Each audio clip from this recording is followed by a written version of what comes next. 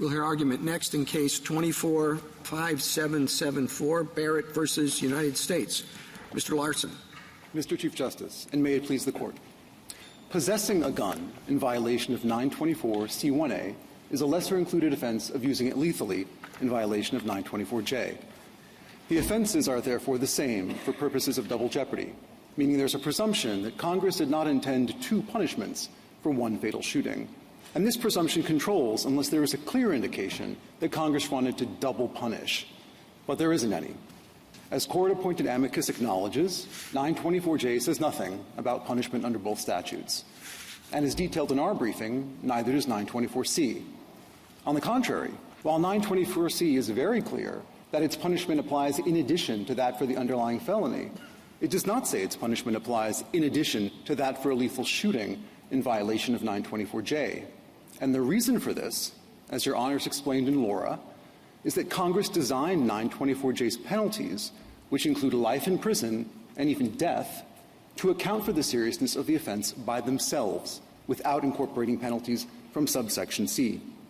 Indeed, as the Court also noted in Laura, when Congress wrote 924J in 1994, it specifically considered but rejected a proposal to impose multiple punishments for a fatal shooting. Only in 2005 did Congress write 924C5 to cumulatively punish fatal gun use, but only where armor-piercing ammunition is used, and that is not this case.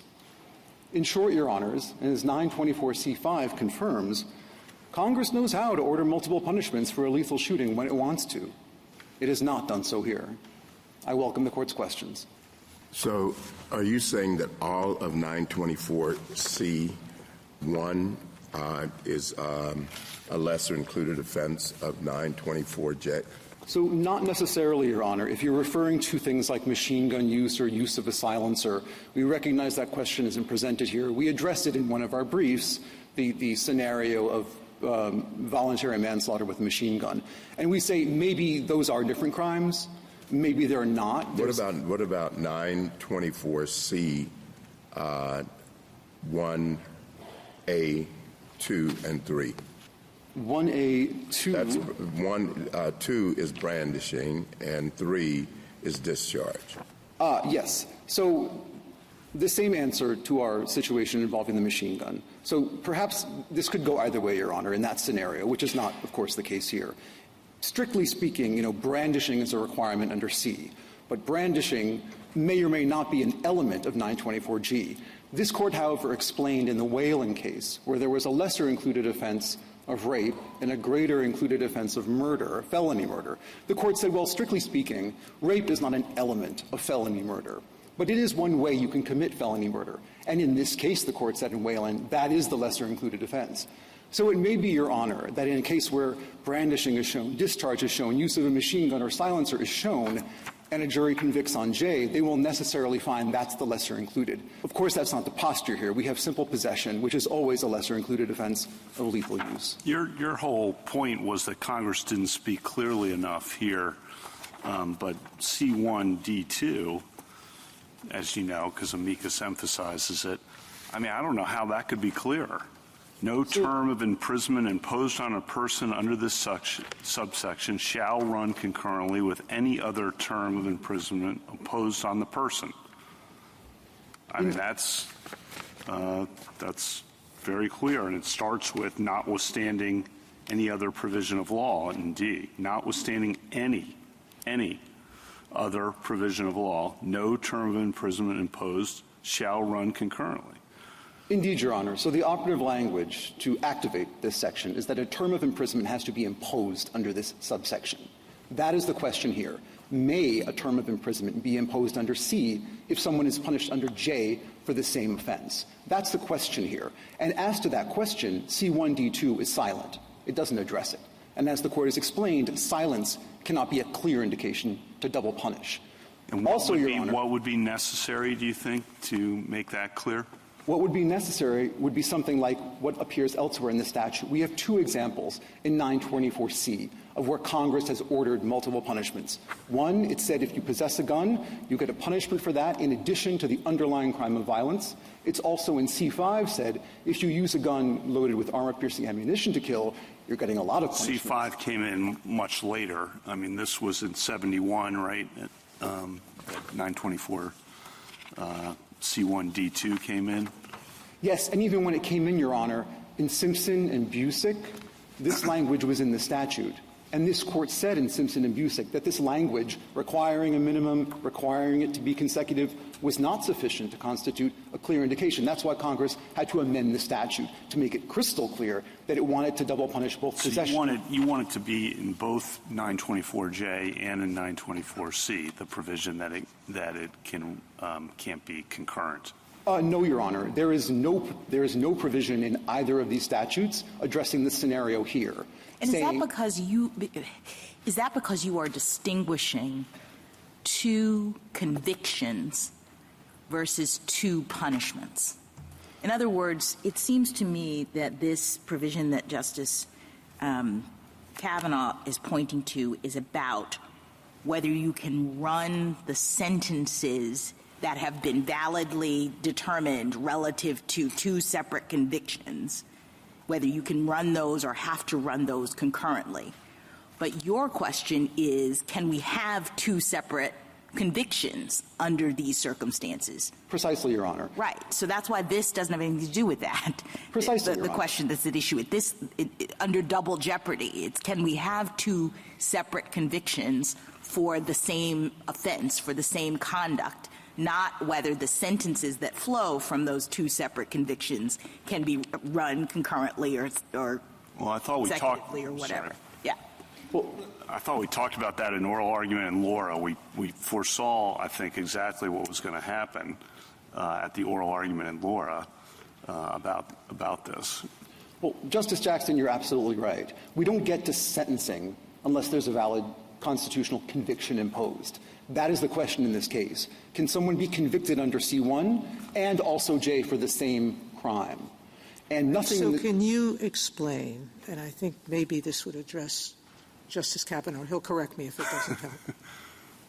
What is it in 924C that permits the two convictions to run consecutively? So I think you're saying an intent to allow for dual convictions is what you need to have Congress show, and not speaking only to the length or timing of a sentence, correct? You need more than length or timing. So what is it in 924C that permits a dual conviction? Right. The dual conviction in 924C1A is for gun possession and the underlying crime of violence or drug trafficking offense.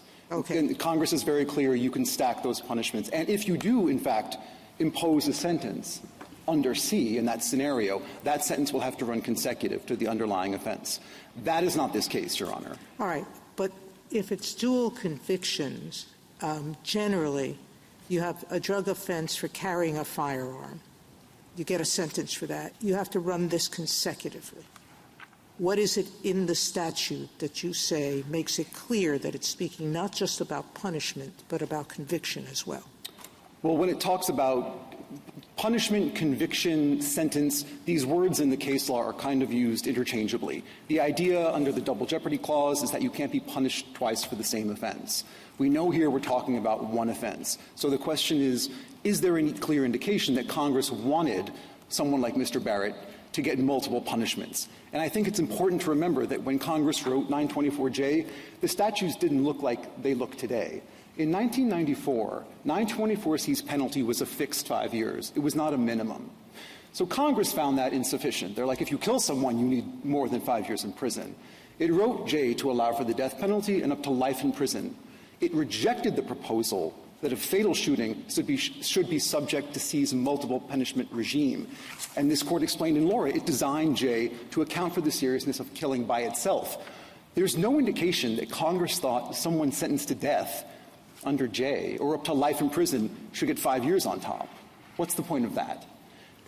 There may be something strange nowadays when we look at C saying it's a minimum of 5, and why would Congress want to have a minimum for gun possession but not fatal use? But this court unanimously rejected that argument in Laura. That was the government's argument there. If you have a minimum for possession, you've got to have one for lethal use. This court said no, there's no indication in the statute of that. Congress didn't clearly indicate that that's what it wanted. Well, when we interpret what a particular provision means today, don't we have to look at the entire all of the relevant provisions that are in place at the present time? Yes, Your Honor, and I think it's very telling that in the 30-plus years since J was written. In other words, we have to, we have to assume that it's all meant to fit together somehow, right? I think it's fair to look at the passage of time, Your Honor, and I think that works in our favor. Because there's no suggestion by anyone here that in 1994, Congress wanted someone sentenced to death to get 5 years on top. It may seem odd now that 5 is a floor rather than a fixed term, but Congress has had 31 years, Your Honor, to address this problem if it is a problem. Congress has decided it's not a problem. And why? Because J is enough on its own to punish someone who lethally uses a gun. Do you think that a clear congressional desire to provide multiple punishments for a greater and lesser included offense can be inferred from the penalty scheme? Well, I think. Can it ever be inferred from the penalty scheme? So the penalty, Your Honor says the penalty scheme. So every statute has a penalty. Suppose right? that the maximum penalty for the greater offense, in the sense that it includes more elements, is 1 year, but the maximum penalty for the lesser included offense, in that it has fewer elements, is 2 years. Do you think it would be that a clear congressional desire to have multiple punishments in that situation could be inferred? No, Your Honor, and there is a case that we found after briefing by Judge Posner. It's U.S.V. Peel, P-E-E-L, 7th Circuit, 2010. There, the judge explained the lesser included offense was obstruction of justice with a 20-year maximum. The greater offense in that case was bankruptcy fraud, which is a 5-year max. So it's exactly the scenario that Your Honor has just posited, this weird situation where the greater offense actually has a lower penalty. Judge Posner says, same offense, no clear indication to double punish. I'm sending it back for one conviction to be vacated. Well, are we bound by that decision? No, but I think it's a good example. Why does it make sense? I think it makes sense. Why does it make sense? I think it makes sense, Your Honor, because it's entirely in line with this Court's consistent jurisprudence that because courts don't decide punishments, it's Congress that does so. Courts have to be very careful before they decide that Congress wanted to pile on and double punish one crime. It needs a clear indication. And the fact that 2 different statutes may require punishment, may require even minimum punishments, or even have clauses saying, notwithstanding any other provision of law, don't suspend the sentence. I'm describing now the scenarios in Rutledge. This Court said that is not enough to be a clear indication to double punish. There must be more, and here there is no more. Thank you, counsel. What exactly, short of express language, would you say allows multiple punishments? So the 2 examples that both we and the government cite in C, namely C1A and C5, there's language. It's not the same language. You can use different language. It clearly indicates there that Congress did want multiple punishments. And I think we do look to the text. That's the best expression of Congress's intent. And here, there simply is no text indicating a wish to double punish in this scenario. Thank you. Justice Thomas? Justice Alito? Well, just out of curiosity, suppose there is a person who is committing a crime, and this person is very well versed in the statutory, in the criminal code, and in our double jeopardy jurisprudence. And so this person commits an offense that has 2 elements, A and B, and the maximum punishment for that offense is 5 years. And the person says, wow, if I get caught and convicted, I don't want to go to jail for 5 years. But I know that if I commit 2 other elements, C and D, then the maximum penalty for that offense is only 1 year. So let me go ahead and commit the greater offense. Does that make any sense? So such a skilled defendant may engage in that conduct, Your Honor. There are ample safeguards in place to protect against any injustice. In that scenario, the person would be tried and convicted of both offenses, and if they are in fact the same and there's no clear indication to pile them on top of each other, he would be subject to punishment under either one. If the government or the court feels that they need to use the statute with the higher maximum, he'll be punished under that one. And that's the situation here, Your Honors. If Mr. Barrett is ultimately punished under C instead of J, he still faces up to life in prison. And the government has pointed to no scenario in which someone punished under C, or rather under J, gets off or gets a light sentence. Well, what I'm getting at is that under your view, a defendant who commits murder while violating 924C can be sentenced to less time than a defendant who does not commit murder while violating 924. Right. Isn't that right? So, yes, Your Honor, and it can be, I think, is the key, the phraseology there. So in addition to the fact that amicus has cited no actual example of this ever happening, there's also the safeguard, in addition to what I've discussed, of appellate review. If some crazy judge says, I'm giving you a day in jail for killing somebody, you can bet there's going to be a government appeal, and a reviewing court is going to most likely find that unreasonable. There are multiple safeguards here. No injustice is going to result from our reading of the statute, which is the only reasonable reading given the text here. Justice Sotomayor? There is another situation in which we found that the sentences should be running consecutively, and that's Garrett. And yes. Garrett, the RICO versus the substantive crime, correct? And so distinguish that case. Garrett there we could not, looked at, there was no language there, but it was the nature of the statute. Garrett could not be more unlike the scenario here, Your Honor. The two crimes there was literally one on one day, an importation of marijuana on one day. The other crime was a years-long, multi-state, spanning all of the coasts of the country, continuing criminal enterprise. This court looked at the statutes, said Congress could not possibly have intended that if you import marijuana on one day, you then get a get-out-of-jail-free card for the next several years of your continuing criminal enterprise. That is, and in the court's decision, or rather discussion of the situation there, it contrasted that scenario to the one here, a single course of conduct. Here, J requires that the shooting occur in the course of a violation of C, and that's what happened. Mr. Dorr shot Mr. DeFala within seconds or minutes of robbing his compatriots. This was not something spanning years or months. This is one course of action. The classically simple Going situation. back to Justice Alito's question about does it make any sense that the lesser punished crime Congress would want that one to control. That wasn't the case when the statute was passed, correct? Absolutely right. So we have to discern intent at the time the statute was passed, correct? Yes. I do think it's fair, as Justice Alito indicated, to look at what's happened since then. But looking at that only helps our position, because Congress has had over 30 years to change this scenario if it felt like something unjust. And they did it in one situation. That's right, for armor-piercing ammunition. Not the Exactly. case here. Correct. Justice Kagan? Justice Gorsuch? I got a question from a totally different direction, Mr. Larson. So everybody's litigated on the premise that Congress can double punish for greater and lesser included offenses if it speaks clearly, but it must speak clearly. Where does that presumption come from? It comes from a couple of places. Your Honors talked about this in the Whalen decision. Number one, separation of powers. Courts don't write laws punishing criminal conduct. They don't set the penalties. Congress does that. That function by the Constitution is committed to Congress. So courts are very Well, we normally careful. interpret statutes without a thumb on the scale. You ask us, everybody asks us to put a thumb on the scale. Where does that thumb come from? Yes, the presumption, right, because we're afraid of violating the separation of powers, and we're also afraid. Is that lenity? Are you just afraid to utter the word? I'm a great fan of lenity. And I believe Your Honor is too. Maybe not everyone in the room is a fan of lenity, but I am. But putting lenity to the It side. has to come from somewhere. Yes, it comes from the historical practice that historically speaking, legislatures don't double punish one crime, right?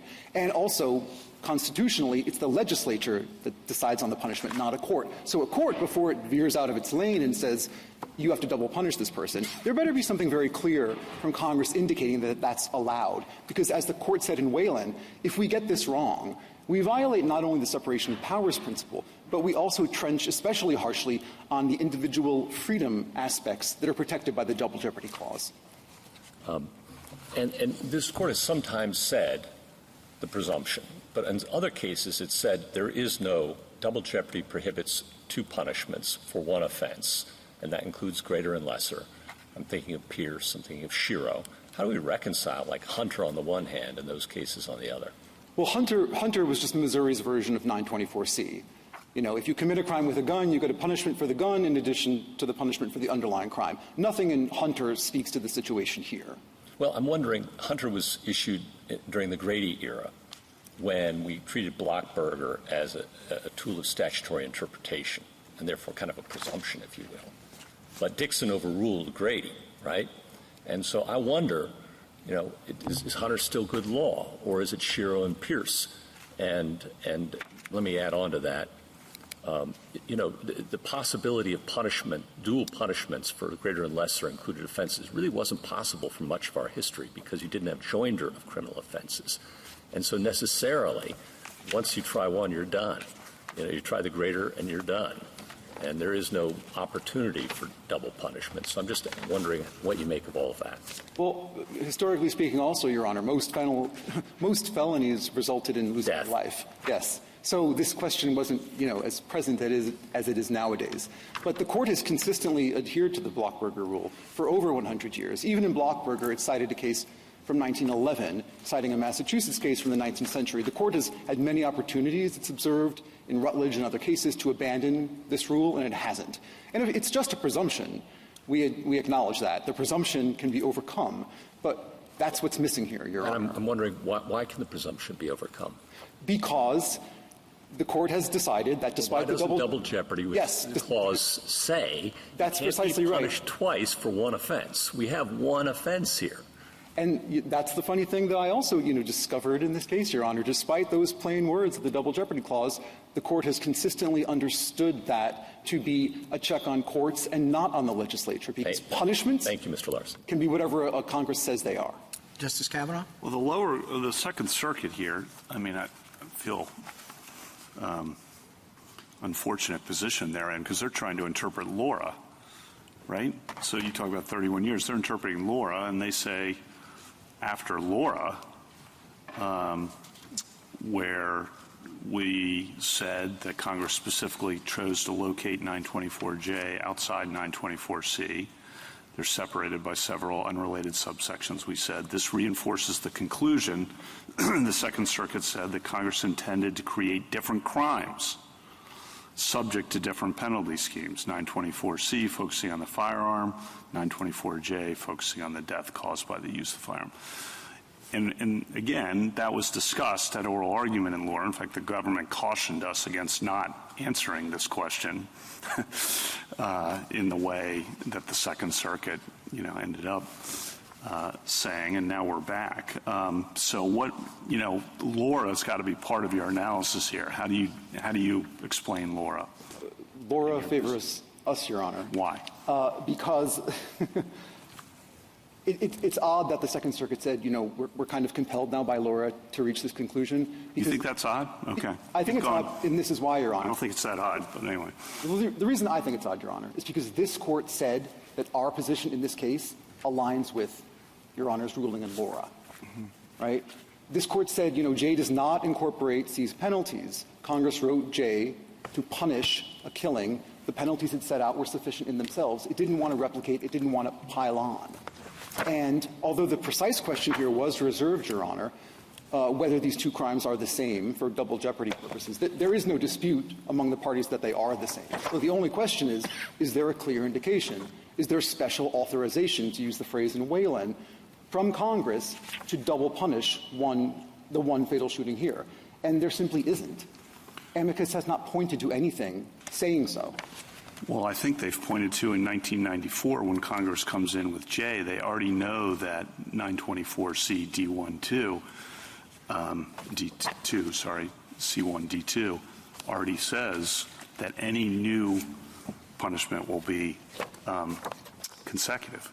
So if Congress knows that in 94, they know they don't have to put something in to make clear that it's double punished. It's already, by definition, going to be double punished given what that already says, correct? C1, no, Your Honor, respectfully. C1D2, as Justice Sotomayor was describing, is an instruction on how a sentence should run if imposed under C. That's the question here. If we assume— You said the question was an intent by Congress to double punish. That's correct. So did Congress want a sentence to be imposed under C along with one under J for one crime? That's the question, to which C1D2 says nothing. And finally, Your Honor, if we presuppose C1D2 applies here, we presuppose the answer to the question. The Second Circuit also noted that the district judge said he was going to do a 50-year sentence regardless here. Well, that the Second Circuit can deal with that, I suppose, even if you prevail. Yes, and just to be clear, Laura came up while we were litigating Barrett in the court below, so we filed supplemental briefing based on Laura, and, the district judge rejected our argument given circuit law at the time, but he specifically told Mr. Barrett, if I'm wrong, you'll be back here for a new sentence. Right, and that's why the Second Circuit didn't find it harmless. Right. So we don't know what the judge will do on remand. We don't. Yeah, thank you. Justice Barrett? Justice Jackson? So can I just follow up on the Laura clarification here? I guess Justice Kavanaugh makes a point about the Second Circuit believing that Laura compelled its view. But I guess as I understand your argument, you are saying that Laura signaled that Congress intended J's punishment to supplant C, not supplement C.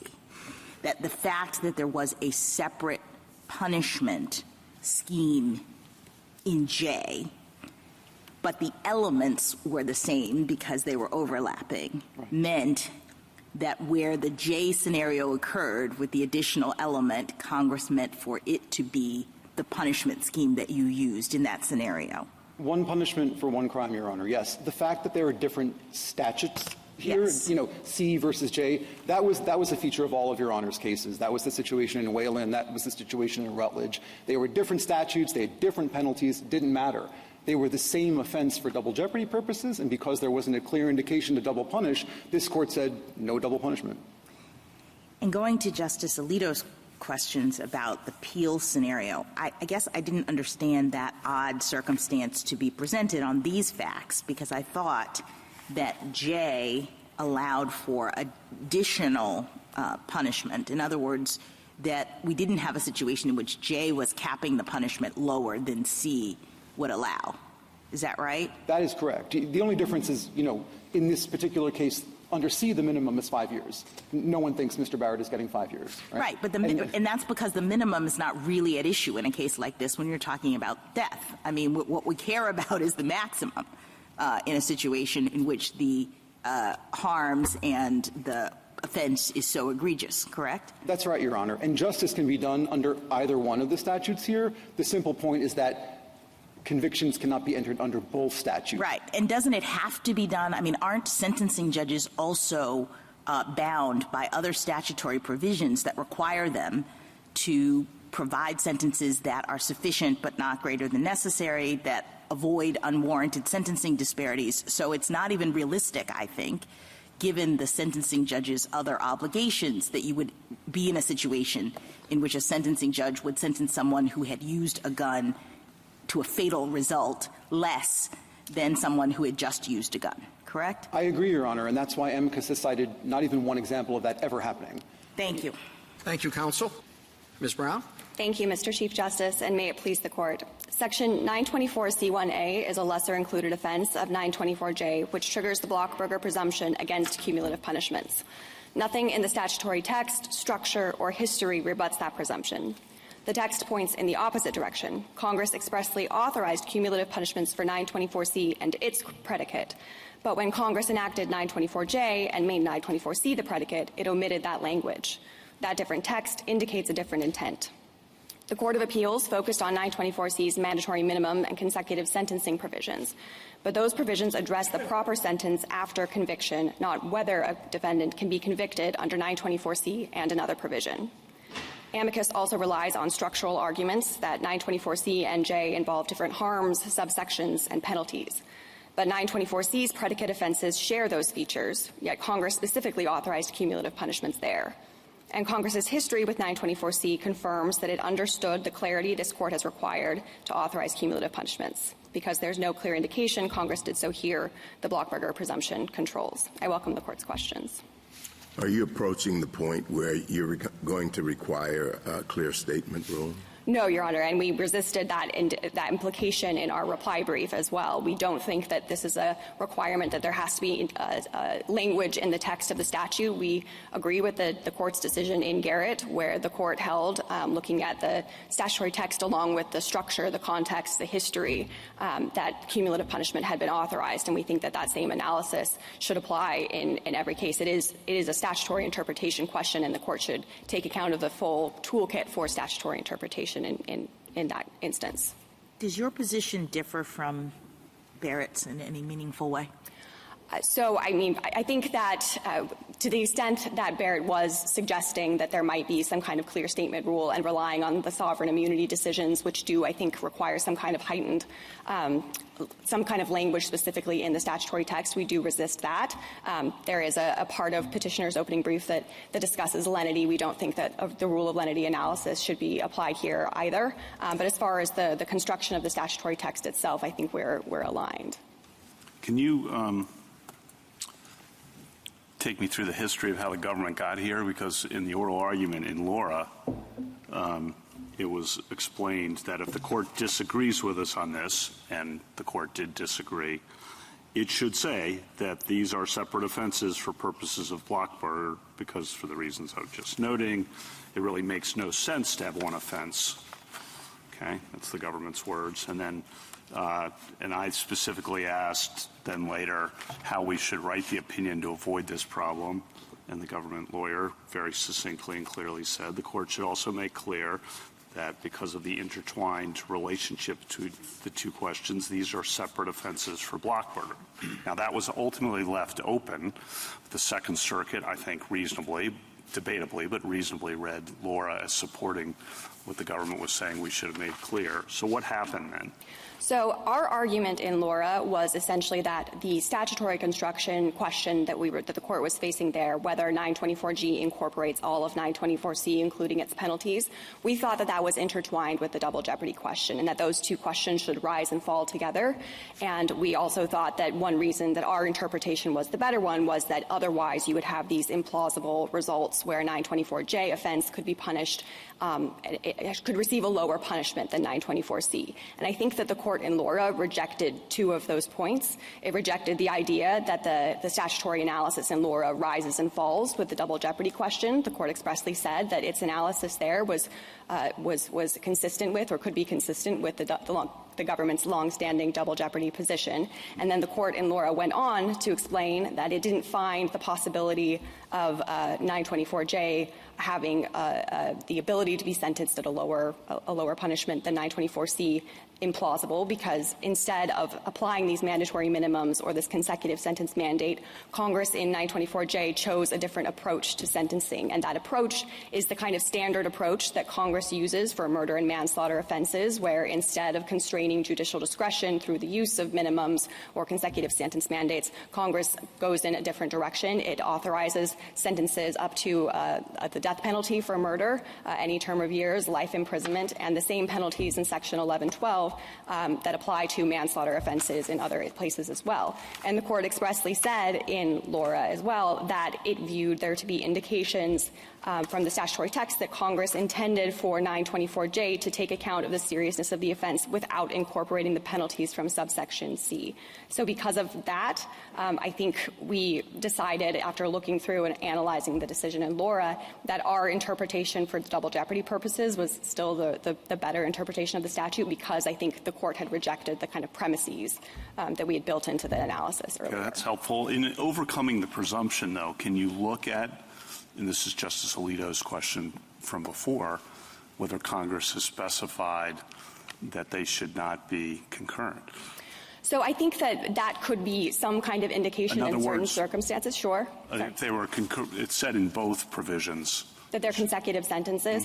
So I do think that a consecutive sentence provision is, as my friend said, an indication of how the offense should be sentenced and not necessarily an authorization for the punishment in the first instance. I think the best way to see the distinction between those two is to compare the language in 924C1A that does authorize cumulative punishments with the 924C1D2 language.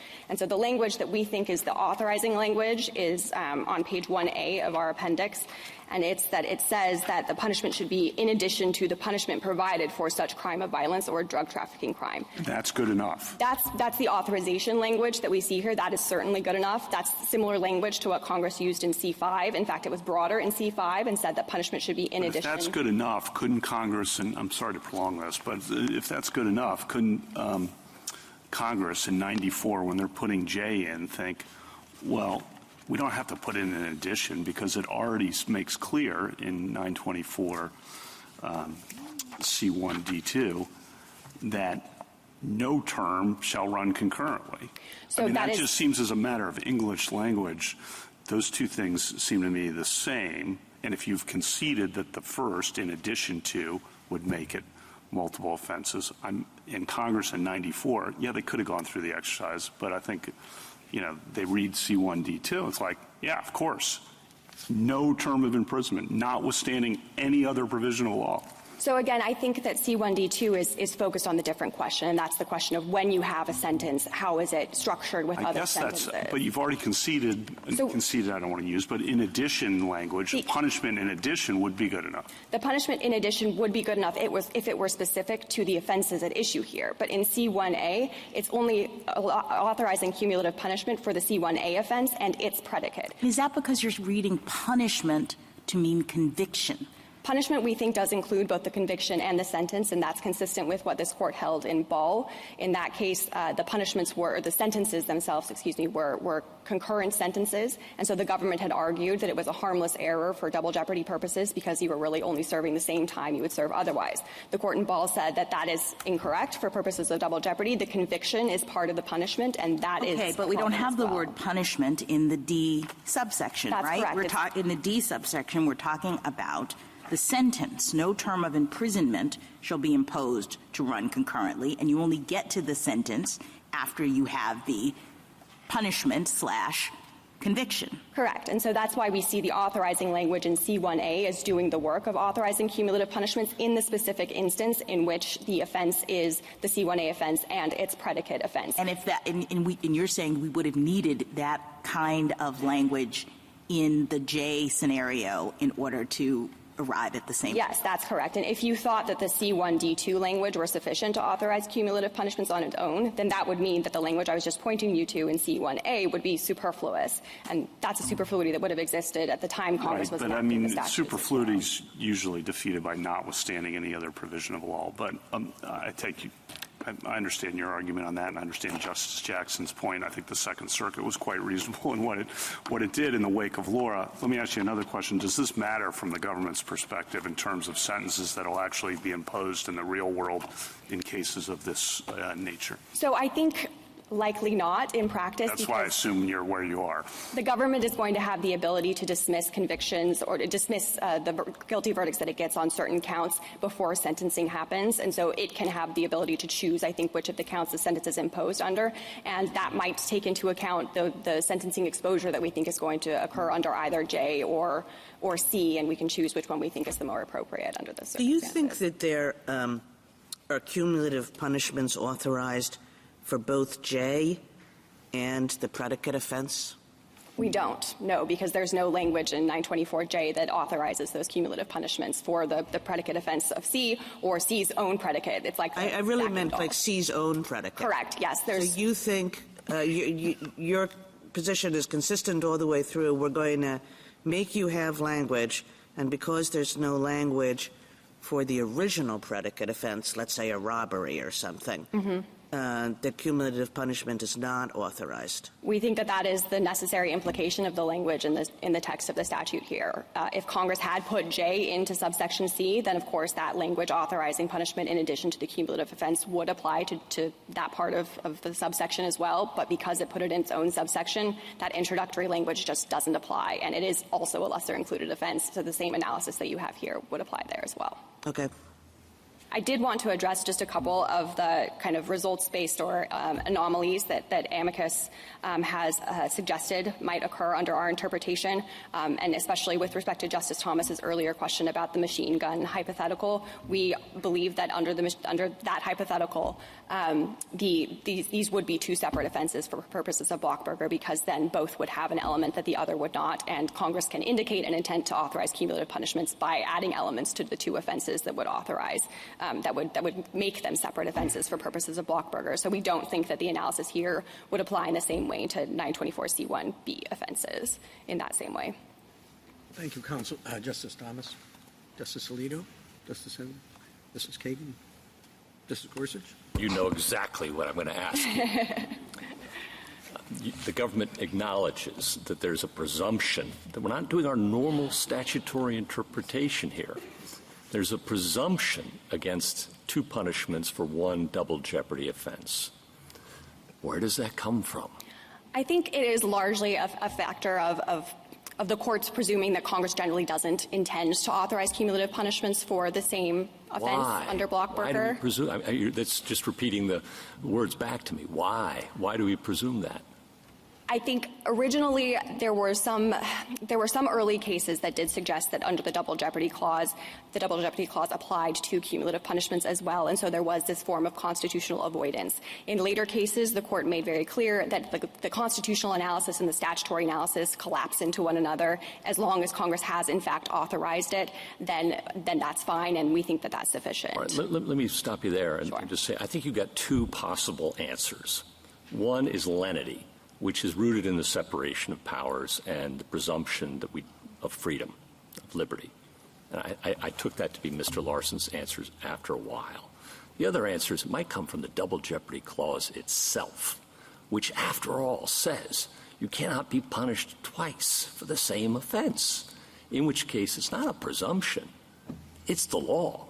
Now, I know we said it's a presumption in Hunter, but Hunter was back when we were treating Blockberger not as authoritative under the Double Jeopardy Clause, but as a tool of statutory interpretation.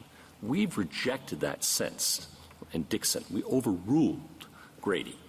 And since then, we've said in Shiro and Pierce, you can't have two punishments for one crime, two sets of punishments. Now, of course, a punishment might include a term of imprisonment and supervised, yada, yada. But you can't have two sets of punishments for one crime. So we've spoken out of both sides of our mouth on this. Would you object to a footnote at least acknowledging we've spoken out of both sides of our mouth on this and applying the presumption anyway?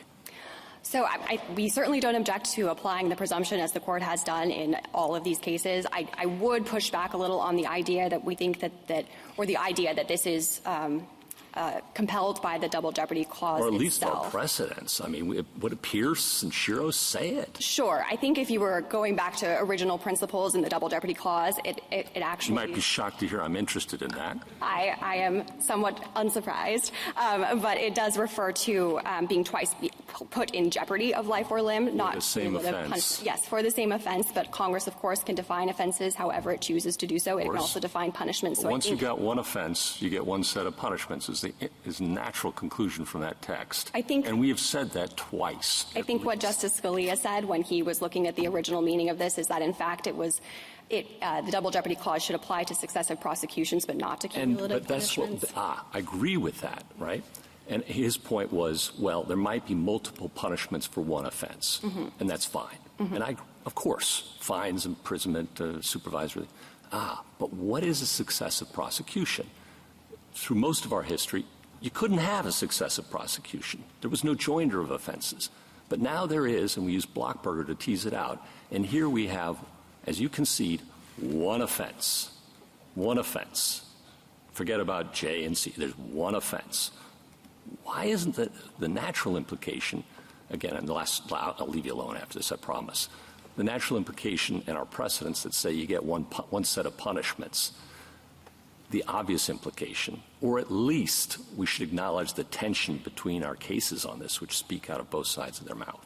So, I don't think we would object to any kind of footnote that suggests something like that could be revisited in future cases in which the issue was briefed, but we would encourage the Court to continue to adhere to the precedents that do apply the Blockberger presumption and that do acknowledge that Congress has the authority to punish in this way. Thank you, Ms. Brown. Justice Kavanaugh? Justice Barrett? Justice Jackson? Thank you. Thank you, counsel. Mr. McLeod? Thank you, Mr. Chief Justice, and may it please the Court. Petitioner and his crew used guns to rob Gamar Dafala. That robbery violated Section 924C. When Mr. Dafala resisted, one of those guns was used to murder him. That murder violated Section 924J. The Second Circuit correctly held that Congress intended petitioners' separate violations to be punished separately, subject to the sentencing schemes of both statutes, not one or the other. Text, structure, and history support that conclusion. Petitioner and the government disagree. They say that if Congress wanted to authorize cumulative punishment, Blockberger required it to speak more clearly. But this Court has already rejected attempts to convert Blockberger from a rule of thumb into a conclusive presumption. Precedent also shows that there's no one-size-fits-all approach Congress must follow in this area. Sometimes it's true that Congress says punishment under one statute is in addition to punishment under another statute. But other times, like in Garrett, Congress makes its intent clear through statutory structure and purpose, creating separate offenses targeting separate evils. Here, Section 924C's consecutive sentence mandate makes clear that Congress wanted that provision to impose additional punishment on top of the punishment a defendant received for any other offense. And after Laura, Sections 924C and 924J are undoubtedly different offenses. On top of that, this Court typically assumes that Congress acts rationally. But petitioners and the government's interpretation means that the way to avoid Section 924C's otherwise unavoidable mandatory penalties is to kill someone. Congress did not intend that irrational result, and the Constitution doesn't require it. This Court should interpret Section 924C and 924J to complement each other, not to conflict, and affirm the judgment below. I welcome the Court's questions. Wouldn't you have an easier argument for 924C1A, 2, and 3 than you would for 1? I think that's right. I heard my friends on the other side concede that they now view those as establishing different offenses that would not be subject to the double jeopardy bar. I think that with respect to the statutory text, the argument is fairly similar. It is true that there is use of the in addition to language in C1, but as we pointed out in our brief, this is not a magic words requirement. I heard Petitioners' Counsel suggest that Congress had made it crystal clear in C1A by using the words in addition to. But the standard is not whether Congress was crystal clear, it's whether it was clear. And I think it is clear from the structure and from the purpose and the history of these provisions that Congress viewed C as imposing additional mandatory punishment on top of any other punishment that a defendant received for a relevant offense. Isn't the question here, whether the defendant can receive additional punishment under J? I mean, fine, C might have been intended to be stacked C, but I thought the issue before us today is whether you can punish under J given the Blockberger test and the relationship between C and J. So, Justice Jackson, I have three responses to that question. The first is, when the Court has looked at this double jeopardy question in the past, it has not typically asked whether there was an authorization for a cumulative conviction. So in a case like Whalen, which is a very good case for petitioner, the Court asked whether there was an authorization for a cumulative sentence. And that's exactly the same way that petitioner phrased the question presented in his petition. He said, can he get 2 sentences for his 2 convictions? Isn't that just sort of, language differences? I mean, there is a fundamental understanding that the Double Jeopardy Clause is about the punishments. The United States says, punishment, I say conviction, versus the sentence. Well, I think that the sentence is a form of punishment. It is, in fact, probably the most critical form of punishment. I understand, but you're not raising a double jeopardy problem when you say that my sentence has been run concurrently or consecutively. You're talking about something different than the core constitutional mandate that you cannot be punished/convicted for the same offense. And I think the core mandate goes to the question of whether there is an authorization for punishment. I think D2 is such an authorization because it speaks to the sentence. I think that petitioner's argument on D2 is just another variation in his magic words requirement. He is saying that not only must Congress say punishment is in addition to, but that it must say a conviction is in addition to. And I don't see any basis for that requirement in this Court's precedent. The last thing I would say on this point. Well, you said you had 3 responses. I wanted to make sure you got them all out. The third response is even if you think that C1D2 is not dispositive on this question, it is certainly a relevant piece of data about Congress's intent. It shows that at least with respect to a large subset of the C offenders, Congress thought that there would be additional unavoidable punishment. And there's no reason to think that Congress— Additional unavoidable punishment relative to the predicate offense in C. No, Your Honor. In fact, Congress amended D2 to specifically say that it refers to any other offense, not just the predicate, in response to this Court's decision in Simpson and Busick. So Congress was— Any other offense, and the question here is whether this is the same offense. And I think that's the relevance of Laura, Your Honor, because Laura shows Congress intended these provisions not simply to create a supercharged version of C, but instead for J to stand on its own, to be a distinct offense that's subject to its own distinct penalty scheme. And so the best way, I think, to reconcile what Congress was trying to do is, as Justice Kavanaugh referenced earlier, Congress, when it enacted J, understood that it already had the consecutive sentence mandate on the books. It had enforced that multiple times and, in fact, reinforced it when this Court improperly narrowed C in Simpson and Busick. And so from Congress's perspective, I think it would have been clear that anyone who receives the J conviction would get the J penalties and the unavoidable C penalties. There are really 2 possibilities on the table here. One is Congress enacted J, but it intended for C to do most of the work. I think that's what I heard my friend Ms. Brown suggest is going to be the government's approach when these anomalies arise. It will just focus on C. But that raises the question of why would Congress go to the trouble to enact J at all? Because it was trying to bring the death penalty into play. And I think, Justice Jackson, that answer would be plausible if all Congress had done was create J1. But, of course, Congress didn't stop at J1. It enacted the manslaughter provisions in J2. And with respect to J2, the anomalies are truly anomalous. I understand, but Ms. Brown says that there was already a pre-existing set of punishments and circumstances for murder and manslaughter, and Congress, I would think, could be rationally understood to be trying to import those in a situation in which a person had committed the crime, and the crime is the C set of elements, and murder or manslaughter resulted. I actually agree with that explanation. I think what Congress— Then why would you get two convictions under those circumstances? Because Congress created that J offense, the separate offense, in a way that is independent of C. That just begs the question. I'm suggesting it's not a separate offense. I'm saying what Congress was doing with J is just making available the penalties that exist when, with respect to the one offense, a murder or manslaughter happens, a death occurs. So then, Justice Jackson, I think I go back to the anomalies that I raised with respect to J2, which is you have a scenario where the maximum that is authorized under J2 for the manslaughter is 15 years or 8 years, whereas the minimum that would be required under C would be 5 years currently. But it could be much higher than that. And then, of course, with respect to the other C offenses, the machine gun, et cetera, you would have a much more significant anomaly. Now, I have heard petitioner and the government both to concede that those are separate offenses, so I take the point that that anomaly is not quite as powerful. But I think that ultimately it shows that Congress wanted these offenses to punish the full gravity of the harm committed by someone who carries a gun during a violent crime and then uses that gun to commit a killing. And I want to be clear, the consequence of this position is not that every single defendant will receive cumulative punishment. I agree that it is ultimately up to the sentencing court to decide what the appropriate punishment is. And there may be cases where a cumulative sentence is not appropriate. The question is, did Congress and the Constitution bar district courts from determining that in some circumstances cumulative punishment was warranted?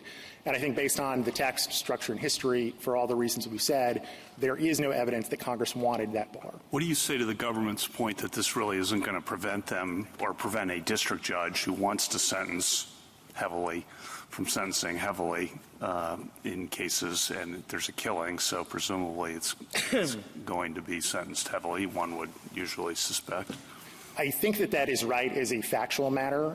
I guess I would push back and say the question is not can district courts and prosecutors figure out a workaround. The question is what did Congress intend? And when you look at the provisions— I agree with that on the legal analysis. I'm just, you've looked at this carefully, kind of how this would play out, and it seems like a district judge, like the district judge in this case, seems to at least have an idea of 50 years in mind, that would nothing we're talking about here is really going to affect any of that. I think that's right, and I don't have any basis, to be clear, to question what Ms. Brown said about the practical consequences going forward. I do think this is something courts can work out. I will note, a petition pointed out we didn't cite an example of one of these anomalies. I think the explanation for that is that prior to Laura, the government had won the Laura argument in every court of appeals except the 11th Circuit, which actually agrees with the position I'm advocating on double jeopardy. So you never had a situation where someone was not getting the C penalties along with the J penalties because you could merge the two offenses. Right. So the 31 years reference is really just not accurate in your view. Is that what you're saying? Exactly right. And so all that really matters is post-Laura in the Second Circuit. Yeah. Okay. Exactly. But again, I'm not disputing that it is possible under the government's position to construct an appropriate sentence. My point is I don't think that's actually how Congress wanted the statutory scheme to operate.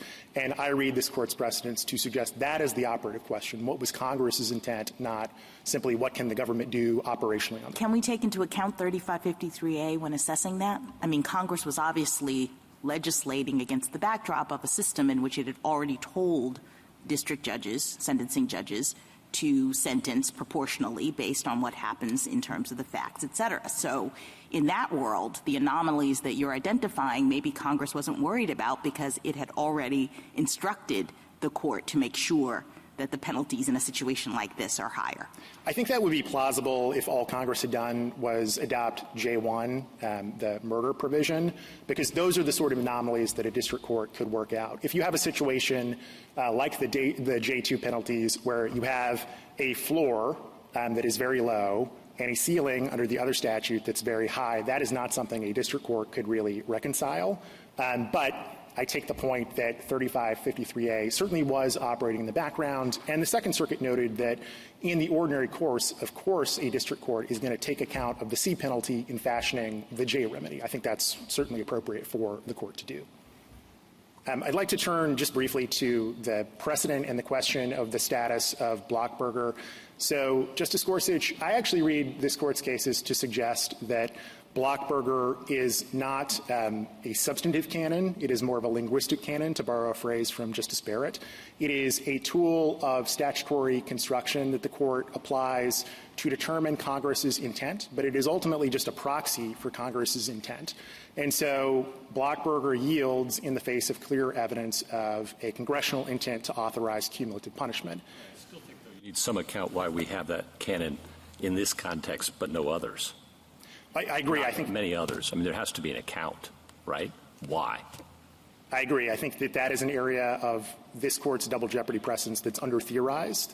There was a pretty robust debate about the status of Blockberger with respect to cumulative punishment, in particular in the 80s, in cases like Ball and Garrett and Albarnez. And I don't know that the Court landed at any sort of satisfactory— Hunter just said it. And that's what we've been doing ever since. But we also said the opposite in Shiro and Pierce. So that's right. And Justice Gorsuch, I don't have any particular dog in that fight. Yeah, I didn't think. That's why I wasn't going to bother you with it. But you brought it up, counsel. Oh, Your Honor, I brought it up simply because you put the dog in the fight. I think this time. Well, let me defend the dog. I reference that because I do think that it is a strong indication that petitioner cannot be right in the suggestion that Congress really does have to use the words "in addition to." Text is one part of the analysis that this Court has performed in double jeopardy cases, but it is not the entirety of the analysis. Courts look to things like statutory structure and history and purpose, and I think if you look to that evidence in this case, it suggests an intent for cumulative punishment. Well, isn't part of the answer that if you don't have Blockberger, you have the vexing question of defining what is an offense for double jeopardy purposes. And that could be defined more narrowly than Blockberger, or it could be defined more broadly than Blockberger. I think that's right, and I don't mean to suggest that Blockberger is not useful. It's particularly useful in cases like Ball, where Congress is essentially using different words to focus on and criminalize the same act. But in cases like this one, or like in Garrett, where you have a compound predicate offense, I think Blockberger becomes less useful. Justice Rehnquist wrote a number of opinions expressing that view. The government endorsed it in Garrett. And I think it remains true that Blockberger, in such cases, can sometimes obscure what Congress intended rather than clarifying. Justice Thomas, any further? Justice Alito? Justice Gorsuch? Justice Kavanaugh? Justice Barrett? Justice Jackson? Thank you, counsel. Thank you, Your Honor. Rebuttal, Mr. Larson. Thank you, Mr. Chief Justice. Just a couple of points. To clarify, Rutledge and Ball make very clear you cannot impose two convictions if we have a double jeopardy problem here. It's not just about the sentence. And if you can impose two convictions, then we don't get to C1D2 about how a sentence under C should run. That's a procedural instruction, not a substantive authorization to twice punish one crime. I did want to address Justice Kavanaugh's point about notwithstanding. This language was in the statute in Rutledge. The drug statute in Rutledge said, 841, notwithstanding any other provision of law, the court shall not suspend this sentence. Likewise, in the CCE statute, the sentence shall not be suspended. Each of those statutes said you cannot avoid a sentence. Mr. Rutledge was convicted under both of them, and this court said only one conviction can stand. There's a double jeopardy problem here, and there's no clear indication allowing double punishment. That is the situation, Your Honor. This court has traditionally recognized that different statutes with different penalties, even minimum penalties, even ones that can't be avoided or suspended, language like this does not speak to the question here. The question is whether Congress has clearly authorized twice punishing one crime. It hasn't done so. Amicus has pointed to no text in these statutes saying so. He's pointed to no history saying so. In fact, Congress specifically rejected the proposal to double punish a lethal shooting when it wrote 924J. As this court explained in Laura, Congress decided if you're going to get sentenced to death or up to life in prison under J, we don't need to put the 5 years on top. There's no point in that. Congress has not authorized two punishments for the one crime here, Your Honors. This court should reverse the judgment below. Thank you, counsel. Mr. McLeod, this court appointed you to brief and argue this case as an amicus curiae in support of the judgment below. You have ably discharged that responsibility, for which we are grateful. The case is submitted.